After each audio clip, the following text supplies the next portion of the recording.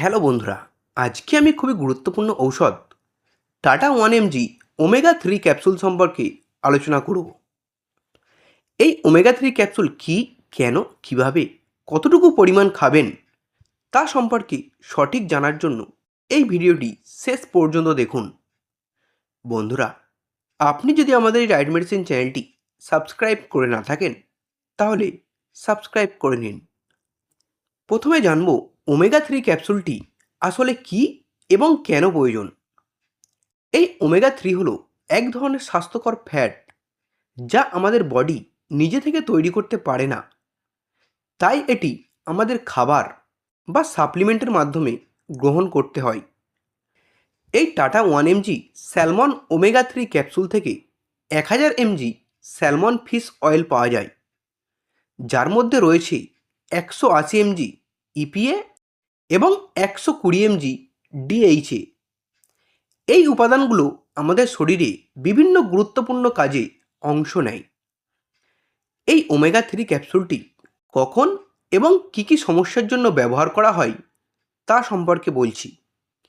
এটি উচ্চ ট্রাইগ্লিসারাইড কমায়। যাদের রক্তে ট্রাইগ্লিসারাইডের মাত্রা অনেক বেশি তাদের জন্য এটি খুবই উপকারী। এটি লিভারে ট্রাইগ্লিসারাইড তৈরি কমিয়ে দেয়। এছাড়াও এটি হৃদরোগ প্রতিরোধ করে বা হার্ট অ্যাটাকের ঝুঁকি কমায়। যাদের একবার হার্ট অ্যাটাক করেছে তাদের জন্য এটি দ্বিতীয়বারের মতো হার্ট অ্যাটাক হওয়ার সম্ভাবনা কমিয়ে দেয়। যাদের আর্থ্রাইটিসের কারণে জয়েন্টে ব্যথা হয় তা কমাতেও এই ওমেগা 3 ক্যাপসুলটি খুবই কার্যকর। এছাড়াও এটি মেজাজ নিয়ন্ত্রণে এবং আবেগজনিত সমস্যার সমাধানেও সাহায্য করে। পাশাপাশি এটি চোখের স্বাস্থ্য উন্নত করে এবং আমাদের ব্রেন হেলথ বা মস্তিষ্কের কার্যক্ষমতা বাড়ায়। বন্ধুরা, এই ক্যাপসুলটির খাওয়ার নিয়ম অবশ্যই আপনি আপনার ডাক্তারবাবুর দেওয়া ডোজ অনুযায়ী খাবেন, তবে সাধারণত এটি একটি করে দিনে 2 বার খেতে পারেন। এটির কিছু গুরুত্বপূর্ণ সতর্কতা: যদি আপনি রক্ত পাতলা করার ঔষধ খেয়ে থাকেন তাহলে এই ওমেগা 3 ক্যাপসুলটি খাওয়ার আগে অবশ্যই ডাক্তারকে জানাবেন। গর্ভবতী বা স্তন্যদানকারী মায়েদের ক্ষেত্রে ব্যবহারের আগে ডাক্তারের পরামর্শ নেওয়া আবশ্যক।